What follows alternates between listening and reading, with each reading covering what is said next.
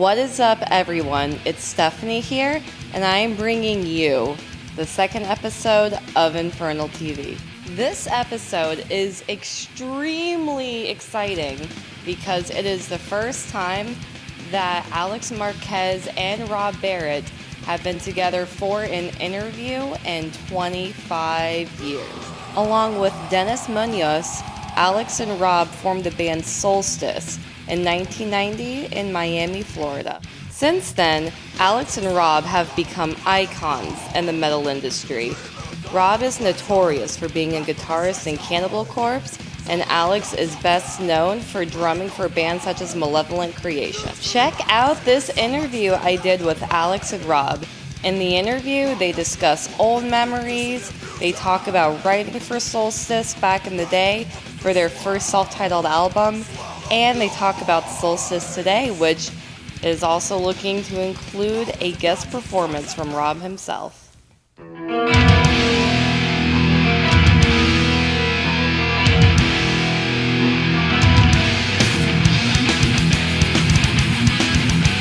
Everybody, this is Stephanie here with Infernal TV, and I am sitting here with Rob Barrett and Alex Marquez. So how are you two? Pretty good. Very well. Thank you. All right, awesome. And we are going to talk a lot about Solstice right now, and then we'll go into what's going on today with these two. So to start, let's just talk about the writing of the self-titled. So, whatever you two or however you two want to start, Want me to start? Yes, sir. All right, well, I moved down to Miami in 1990. Yeah. And then we just started writing music. Oh, And then yeah? we were saving money to record at Morris Sound with Jim Morris. That was 91, right? Yeah. With Greg St. John. Yeah. And then we did that 4-song demo. And, Remember, we got lucky because what happened was Karsten was there. Remember, he was picking up. the Rape Tape show? No. He was at Morris Sound while we were He was recording. at Morris He was Sound. picking up Evil Dead, The Underworld, that record from them. So remember, he's like, send me the demo when you're done. I did, and she offered us a contract immediately, which was pretty much one of the biggest labels now, SPV, Steam Hammer. So it was fucking cool, man. All right, awesome. And so now let's talk about more into your individual contributions to that album. And I'll start with you on writing the riffs. Now, was it, I know that James Murphy had a lot of really cool solos on there, but as far as, like some of the main riffs and, and some of the other solos, like was it mainly you or Dennis or a little bit of both? It was, Alex and me. Yeah, pretty much. Writing songs together, and Dennis contributed like the one riff in Eternal Waking. Yeah. That was pretty He did much what he the could, only man. riff he did. But he was the solo guy. Yeah. I was like the riff writer, and he was the solo writer. Awesome. And I did a couple solos, but we were staying with Murphy when we did the demo. You remember how that happened? album? He asked me to play on his demo. And then we made the Disincarnated. We made the trade. Okay, you play on the demo. Yeah, we'll play. You play on our how album. that Hell yeah. And then we stayed at his apartment. And it actually put a fucking fire in Dennis's ass because his solos got way better from the point where Murphy was involved. So I think Dennis's tone is smoother. Yeah. No offense to James. He's still always going to be probably like my favorite lead Dennis guitar. got that butter tone. He is, man. And he kept the band alive when neither one of us was in it, so that's pretty fucking cool too, man. Oh, yeah, dude. All right, awesome. And now let's go into you with the drumming. Well, first, I didn't know that you helped write, well, maybe not the riffs, but just wrote the songs in general. Some riffs? Yeah, some riffs. Oh, you did? Okay, cool. Oh, yeah, dude. We arranged together. It was me and him. He We were plays a practicing little 7 days guitar. a week. 7 days a week we would play, dude. Yeah. Jeez, yeah. What better did we have to do? Yeah, we had nothing better to do at that time. Drink beer and play fucking music. Hell yeah, right? So, well, let's talk about more with the drumming on the album. Especially playing with this guy, playing with James Murphy, how, with your drumming skills, did you go in? Like, do you feel like you were already really good and you're like, oh yeah, I can play with these guys? You didn't even really start blasting until we started Till that jamming. album. Plasticize was the first song we ever blasted on, dude. Yeah, because I recall you were really spending a lot of time building. Because I didn't know what the hell it was, and I heard Mick Harris, and I lost my mind. Altars of Madness was, Mick Harris and Pete. And I lost my mind. And that album, the self-titled, dude, I did that in like 3 hours, dude. It was done. Dude. We were on fire. That album wouldn't take long for any of us because we were so on point. I just remember the video of us when we did the demo or the record. It was Cataclysmic Outburst, and like we were chugging along, and like you did a roll wrong, and you were so pissed at yourself. And I was like, "Don't worry about it, man. You got it." To like, this day, and I mean, he might hear it. I shouldn't spill the beans on this, but I don't care. There's one with the Philip Coronation. That little ride. And I hit the stupid sticks together, and I can hear that louder than the drums myself.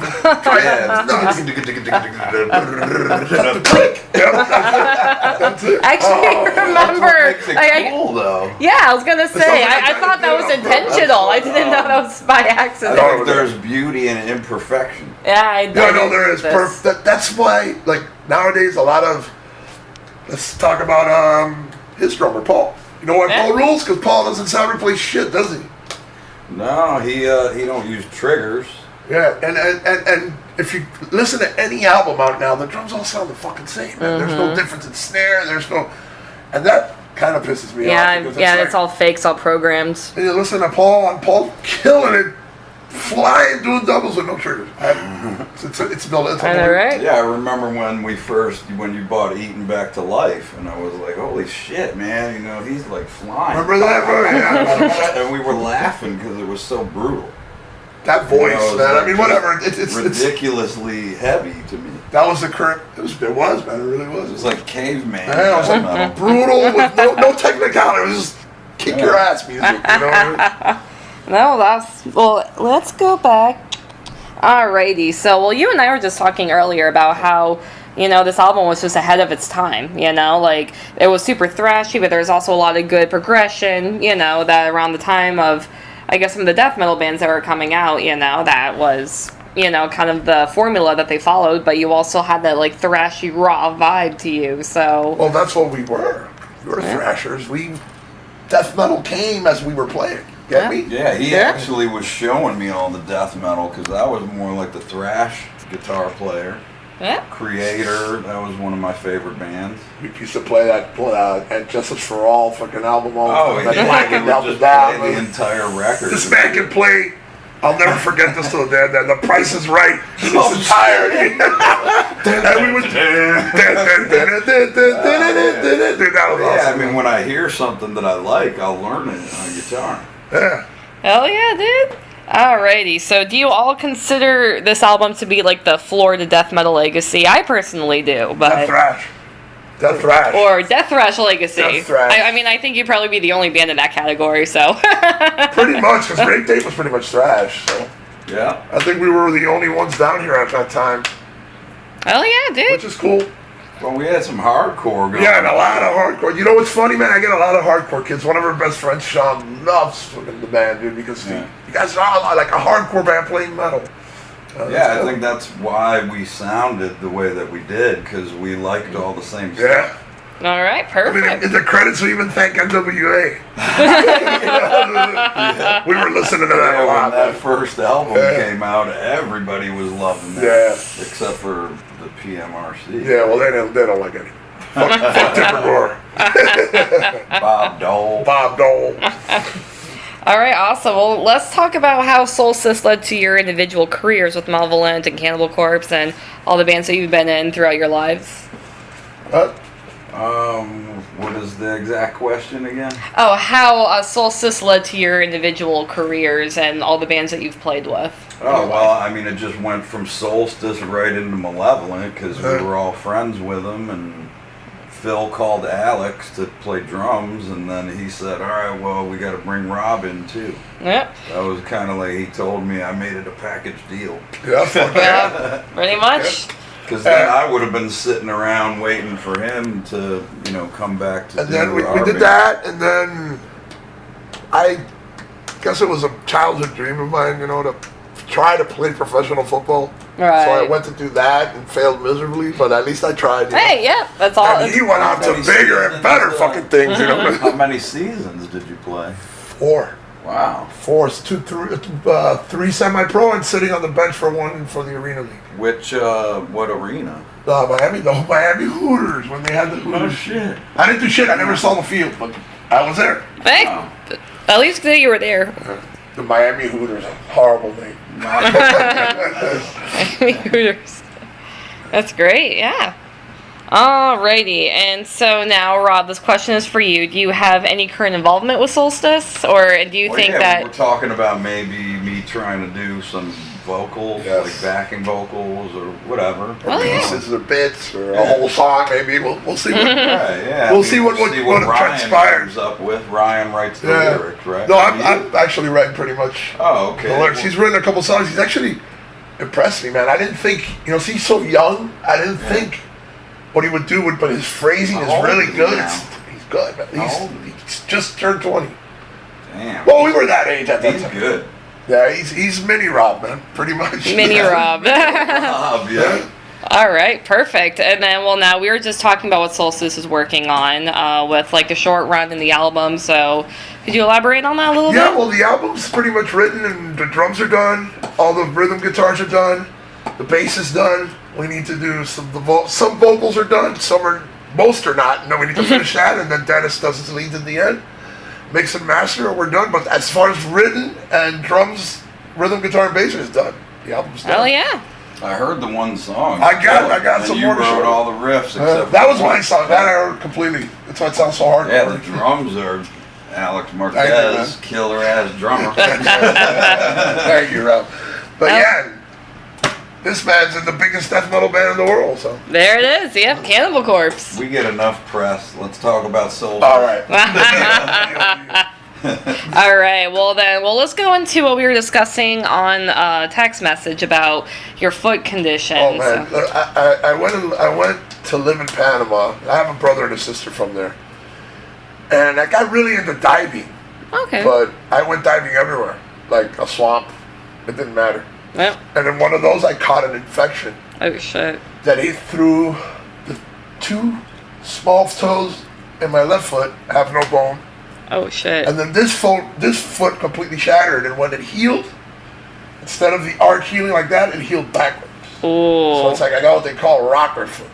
Oh, geez. So I basically had to relearn how to play. Oh, my goodness. Feet-wise, but it's worked out. It's made me work harder. Hey, yeah, well... That was actually going to be my... You got to get the best out of the worst, right, I guess, man? So it's actually made me work hard. Build character. Yeah, definitely. Definitely changed me as a person completely. Oh, yeah, well, that was actually going to be the next question that I asked, is how, do you persevere when you're coming into contact with, something that you've been doing, practically your whole life, but then, just one thing will throw it off, but you're obviously still, Well, I love metal. It's my life. It always has been. And I don't think that'll ever change, and I think I'll play till I can't walk. Oop. But what it did do to me is make me realize that I needed to stop being such a fucking idiot. There you go. All right, cool. And then they should make an Alex Marquez drum program. You should sample all your. I would love to do that. Dude. We're working on a DVD. Me and Danny, but it's drummers want to sound like you. That snare, dude. Even I went to visit. You know Jason Sukoff, right? Mm-hmm. I went to visit him, and he goes, "I want that snare sound on the Resurrection." I go, "Man, that ain't the snare. That's the arm, brother." Yeah, there we go. You just got to be you. You got to know how to hit that fucking snare, and a lot of people don't. I actually taught. This a good friend of mine. I love this kid with my life, Brian Wilson. I've taught him how to. I know Brian. That kid's awesome. He's got it down, man. He's banging that snare. I love that kid. And Hellwich, right? Yes. Okay, yeah. He wrote a paper in school about me, so when he did that, he won the overflow. He's like the son I never had. Oh my God, that's awesome. I love Brian. All right, cool. Is there anything else that you want to add before interview comes to a close? Keep talking some shit. Go on, talk all the shit you want. Yeah, let's talk about some days that you remember from the warehouse or something. How about when we did those shows with the milk crates? With the dude stealing milk crates from all the Publix. Yeah, we would go to all the local supermarkets and snatch a bunch of milk crates. Dude, that shit was funny. And we built the stage the one night and they were gone the next day. Yeah. So that's how we would make because we actually worked together, but we would make a little extra money by throwing these parties, selling you a cup for $5, buying 3 kegs of beer. And then when they ran out, they were done. Or 2 bands, like instant death. Silent death. Silent death. And then your old band, Euthanasia or Euthanasia, Wreckage. Yeah, and they played once. That Gene's band, Menace to Society. Did Monstrosity play too? I think they were down there once. We threw a bunch of parties. It was way too many. Oh yeah. What about the parties at the Malevolent Warehouse? All right, well that's a whole new conversation. Like Dana was just talking about that because she hangs out a lot now. Yeah, that's awesome. Over here. And she was like telling this story to someone about those warehouse parties, like Jimmy Farrow. Oh my God! He'd come up with his Mustang and he'd be like, "Hey, you guys mind if we could watch you practice?" And he'd have a keg of beer in his car. And then all of a sudden, 50 people are there. All of a sudden, it was a party. Jamming. This was happening almost every weekend. I mean, me and him would get out of work. We'd drive up basically every night, and then I think we'd stay up there on the weekends. Blue Camaro. Oh God, man! That thing lasted forever, man. I drove that thing to New York and back like 4 times. Oh my goodness, that's crazy. That big thing on the roof. Yeah. Where your drums. Yeah. Oh my God, I can't believe you remember that car. Yeah, I love that car, man. I remember riding in that car. And I screwed that car up the worst. I flew back home. I was in New York. I flew home, left the car up there. No antifreeze, just water. Totally froze the block. Oh. So when I went to turn it on, it was done. Oh my goodness, that's insane. Retarded. It's called living in Miami your whole life. You don't know none of that. There's shit. another good one. Remember, Solstice played with Atheist at that fucking place in Bradenton. Yeah, Bradenton, yeah. The night that Pee Wee Herman got arrested. Yeah. It was the same night. Oh, man. Remember Lionel was there with us? Yeah. I can't believe that guy's remember when you drove you and Lionel in a van to Tampa to see Cannibal on the Butcher Exactly. We came the night before and we went to Guts and Cannibal. Yeah. Remember we came like the night before so we can go to Aces early. Yeah, and we went there and fucking Luke LeMay came walking out. I think we went to Thoroughbred. Yeah, we went to Thoroughbred. And Luke LeMay comes walking out from Gorguts. Rob Barrett, I love the Solstice demo. Like, he was a huge Solstice fan. Yeah, dude, remember when we played Canada the first time he was there? Mm-hmm. Was at the show? Yeah, the Foufoune or whatever. In Montreal. There's a video of that online, actually, of that one. I've just seen Luke not too long, last year in Montreal. They were just here last weekend. They were in Orlando last weekend. Yeah, dude, out of the blue. It was a great show. You were there? I was there. Wow, so good. It was Defeated Sanity were supposed to play, but they left the tour. Was it like a tour package? Yeah. Or was it just Gorguts? Well, with whoever? It was Gorguts with a direct support, but I can't remember the direct support. Because I never heard of them before. They were good. Luke's a good old friend, you know. Like they pretty much started around the same time as us because they did Consider Dead right around. Still so godly. They opened up with the first song off that album. The Solstice record like the year before, right? Yeah. And that's a brutal production. And that guitar tone is sick. Yeah, dude, are you kidding me? That shit rules. Yeah, because Murphy helped them out with gear and you know, for the recording. I heard that they used James Murphy's Sabre guitar. Oh, really? For the rhythm. Oh, shit, I didn't know that. Yeah. I remember that guitar. That thing is like wafer thin. Did we tell the story about the water in Murphy's rug, bro? Remember that? Do you want to let that one out? Don't put any liquid near my rugs. Luckily, it was a glass of water. And I just went, whoa, and I dropped it. And then he comes home and he's fucking feeding the carpet. Dude, check this out. He goes, man, I must have a leak in the ceiling or something. Rob is standing on the chair right now. I'm reenacting it. He's reenacting. He's touching the roof. There must be a leak in the ceiling because if you didn't spill nothing, then you're like he's just woo. And I didn't want to tell him I spilled something. He would have fucking yelled, would have lost his shit. Because that was like one of the first things he said. So I'm just like, playing it stupid and shit. But yeah, James rules, dude. That he had to stay there that whole time. Toenail Murphy? Huh? Where's my toenail? Murphy? Tell the story. I don't remember that one too. Well, he was sitting there with no socks on, and like he was leaning in the chair like this. And he fucking got up real quick and ripped his toe out of his foot. Yeah, so that's why Phil put that in the retribution. Where's my toenail, Murphy? Yeah, just ripped it off. He's like, oh. But he's awesome, man. Oh my god, that's great. He's awesome. Last time I was here, when I reconnected with Rob, man, it was great. We saw Scott, man. That was awesome. Yeah, that was a trip because, like, when I walked into the show, that was Obituary Creative. Yeah. And I had just gotten in the door, and then, you know, Scott's just mean mugging me and shit, and I didn't know it was him, you know? Like, I just seen out of the corner, like, who's this dude staring at me? What's with this trucker? So then I looked over, like, what the fuck are you looking at, you know? And he was just like, what's up, Rob? There it is. Dude, Rob goes like, oh, shit. So I see Rob, we're talking, he goes, turn around. When I turn around, that same shit, I looked at him, I could not recognize him. What's up, Allie?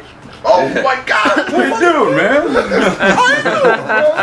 I was like, oh my God, it's fucking Scott, dude. Scott, seeing George. That was, I mean, Steve Hashim, that was a great I night. think that was just everybody being there together. It was meant to be. Yeah, man, definitely. That was like a destiny kind. Because I literally played the night before in New York. And you were there, right? Yeah, he took every single picture, and he was a nut. He never got in anything. I literally played the night before in New York, flew to Miami or Fort Lauderdale. I got picked up by him, and we drove all the way over. Oh, you were up there with Demolition Hammer. No, I was playing with Thrash or Die up in New York. Yeah, and the Demolition Hammer guys birthday. came out because I saw a picture. You guys were eating dinner. It was Steve's birthday. His 55th birthday. If you can believe it. I actually went and saw them at the Blackthorn 51. Oh, really? In, how were they? Awesome, right? In Queens. How were they? Yeah, like they played right after. Who the fuck was that? No, I played the Blackthorn. I know exactly what you're talking about. Yeah, some band from the city. Fuck, I can't remember who it is now, but they got Demolition to play after them, and they kicked ass. Yeah, dude. Yeah, dude. That new drummer they got. Dude, he's awesome. Angel's awesome, a great dude, and if anybody deserves it, it's him. He's a good friend. I actually awesome that they got fucking Riley back. Riley. Yeah. I went up there and rehearsed with them, and they were like, "Okay, cool." I go, "I got a tour coming up, you know, in May. It's the first time Solstice ever went to Europe." Right. And then they called me. He goes, "Hey, we just got offered MDF. You got to make a choice." I go, "Well, I'm not going to drop a tour for one show." Yeah. So they got Angel, and it all worked out for the best, man. It would have been a nightmare. I would have to go up there every single time, and it's. I love was that doing that Time Bomb record. That shit sounds pretty solid. I love the dude. He's a Mongol. Phil's special guest fucking words by Phil Facciano. Yeah, didn't Steve Reynolds call him and go, just can you say, dude, he's a Mongol? That's exactly what it was. Dude, he's a Mongoloid. Like a Devo cover. Yeah, Mongoloid by Devo was the thing. Yeah, man, those shit. That album sounds good, except for those kicks are horrible, but everything else is pretty fucking good. Sweet. Anything else, or? Oh man, we could talk all day. Oh yeah, you could probably pull out that recorder once you have a few beers, and the conversation might get better. Yeah, maybe we'll do like a part 2 later. Yeah. Let's do the part 2. I'm totally down. All right, everybody, tune in for part 2. We'll be back after some liquor. Fireball. All right. To the living, I refuse to abide by the rules. Insolent fools. Injustice served by manipulative tools. The hands of authority label you ignorant, giving you divide. Ready for the truth. Propaganda. Making you lie. Thank you all so much for watching this episode and checking out the interview. Alex drove out to Tampa from Miami just to do this interview, and I am really appreciative that both Alex and Rob got together for the interview. And I'm very fortunate that both Alex and Rob chose me and Infernal TV to do this interview with. I'm sure you all probably like Solstice on Facebook already, but if not, then definitely like them on Facebook and keep updated on everything they're doing, especially in the interview. They mentioned that a new album is coming out that will feature some sort of a guest spot from Rob Barrett himself. So that's kind of a big deal. Also, follow Infernal TV on social media. On Facebook, Instagram, YouTube, Twitter, it's all just Infernal TV. And subscribe to the YouTube channel just so you're updated on all the episodes and all the features that are uploaded. Thank you again for watching. And keep checking us out. See you around, metalheads.